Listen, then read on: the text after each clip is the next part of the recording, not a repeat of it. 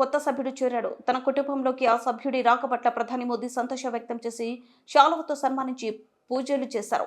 ఇంతకు ఆ సభ్యుడు ఎవరంటే అది ఓ ఆవు దూడ. ప్రధాని నరేంద్ర మోదీ నివాసంలో పెంచుకుంటున్న పొంగనూరు ఆవు ఓ దూడకు జన్మనిచ్చింది. ఆవు దూడ జననంతో తన నివాసంలోకి కొత్త సభ్యుడు వచ్చాడంటూ ప్రధాని సంతోషం వ్యక్తం చేశారు.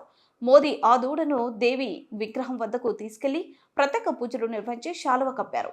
నుదుటి మీద తెల్లటి రేఖతో పుట్టింది కాబట్టి దీప్ జ్యోతి అని పేరు పెట్టినట్లు ఆయన వెల్లడించారు.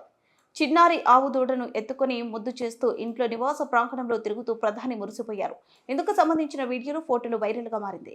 గోమాత సర్వసుఖ ప్రధాయిని అని లోక్ కళ్యాణ్ మార్గాల్లోని ప్రధానమంత్రి ఇంటి కుటుంబంలోకి కొత్త సభ్యుడు రాక శుభప్రదమైందని ఈ సందర్భంగా మోదీ తన ట్వీట్లో పేర్కొన్నారు.